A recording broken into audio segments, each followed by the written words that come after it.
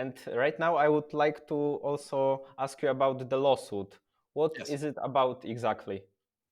So, uh, I was always worried that Wim would get sued or someone would die on an expedition. And I was sort of looking for that to actually occur because Wim does dangerous things. And uh, it was funny. I was finished doing my video about the deaths that I'd found that people have drowned doing the Wim Hof method, and I'd found at that point 13 or 12 or 13, I think, when I started doing that. And at the end of like almost getting ready to publish the video, I was like, I wonder if anyone sued Wim. And I Googled Wim Hof lawsuit, like something very simple, just to be sure that I was right that no one had sued him. And there was this case in California, in Long Beach, California, where a girl named Madeline Rose Metzger, who was 17 years old, uh, uh, hung out with her dad in the morning. And then 8 hours later, her dad finds her face down in a pool, drowned. And which was, apparently she didn't normally use the pool, but she was a very good swimmer. They make a lot of, you know, cases that she was a Wim Hof Method practitioner and had been hyperventilating in the water and drowned. And I think the case is medium. I don't think it's great because there's a lot of questions about what happened in that 8 hour period that caused her to drown. Uh, but the father thinks that she was doing the Wim Hof method in the water, and he has reason to believe that, and he's suing Wim Hof and Inner Fire for $67 million in this California court system, which is a lot of money, right?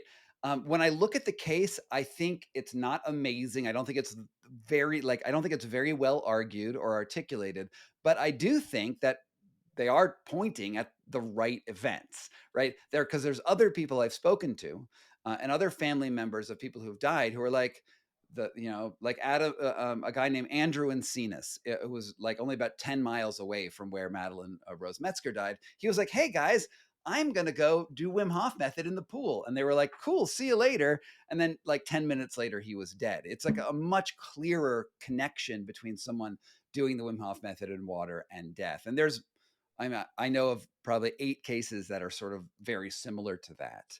Um, the case that's going through California, I do not know how it's going to shake out. Um, it could go a lot. I mean, he's a personal injury lawyer, which is, in America, personal injury lawyers are a little bit made fun of in the United States. Um, but I do think they're pointing at a real issue with the Wim Hof method. And I will say that um, Wim Hof has responded in court. So the first thing you try to do in a lawsuit is you try to get out of the lawsuit before anything arguing happens, right? Because they're very expensive and you don't want to be involved.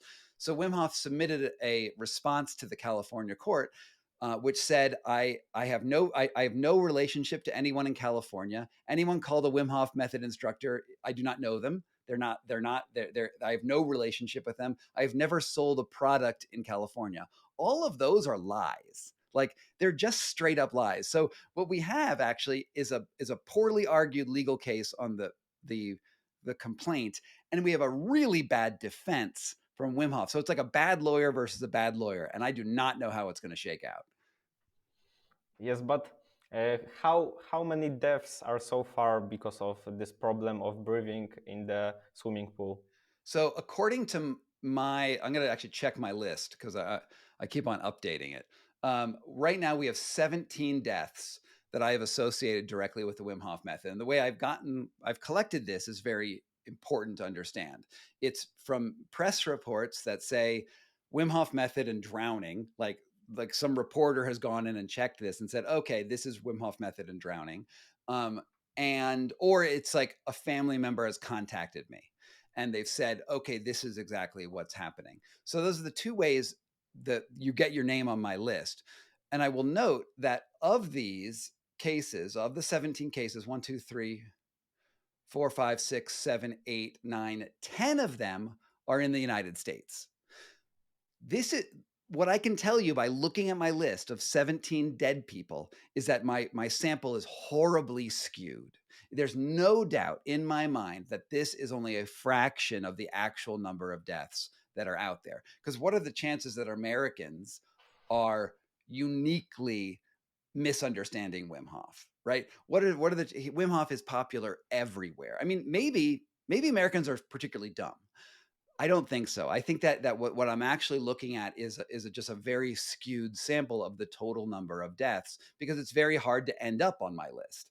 In addition, I have another 11 incidents of people who are likely deaths with the Wim Hof method, or almost died and were rescued.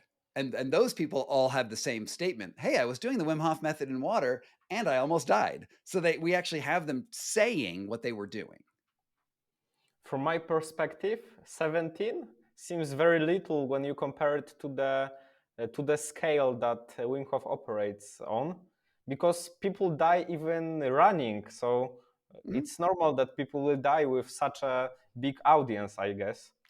Right, but that's sort of the crux here, isn't it? Is that if Wim Hof, none of these people had to die, right? It was a thing that they got their idea from watching Wim Hof to go do this, and it wasn't like a drug where a drug and honestly, if a drug goes out to 1 million people and 17 die, that's higher than the murder rate in America.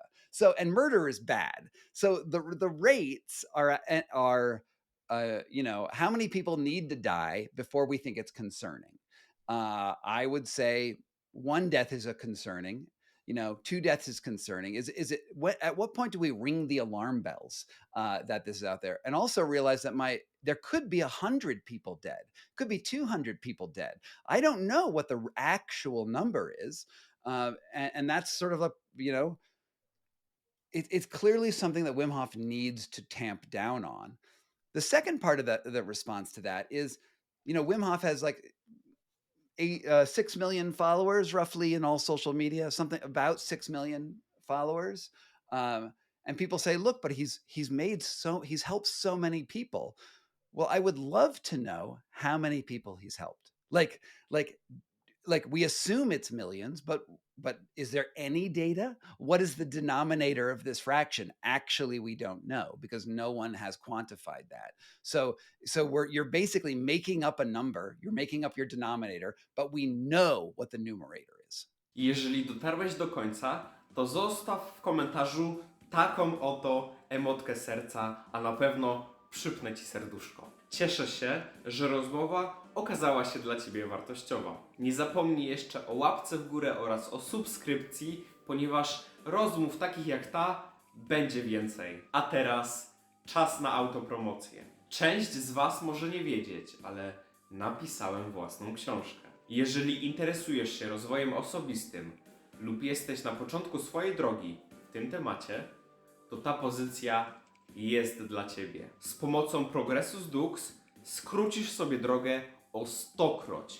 Streściłem w niej kilka lat swojego rozwoju w 85 praktycznych rozdziałów wypełnionych konkretami. Darmowe fragmenty już dostępne na stronie internetowej przemekwojcicki.pl lub w linku w opisie. I nie jest to żadne zbieranie danych do newslettera, po prostu wchodzisz w linka i od razu masz całą treść. Nie zbieram żadnych maili, nic z tych rzeczy. Książka została wydana w edycji limitowanej do 100 egzemplarzy. Tak się składa, że robiąc ostatnio porządki, natknąłem się jeszcze na kilka z nich. Także na stronie przemekwojcicki.pl znajdziesz darmowe fragmenty, darmowe rozdziały. Znajdziesz również możliwość zakupienia tej książki właśnie w edycji limitowanej, zostało kilka egzemplarzy, oraz w e-booku. Na tejże stronie znajdziesz również transkrypcję podcastów. Więc jeżeli myślisz o zakupie tej książki, to lepiej się śpiesz, ponieważ ilość egzemplarzy jest mocno ograniczona. Miłej lektury i do następnego. Hej!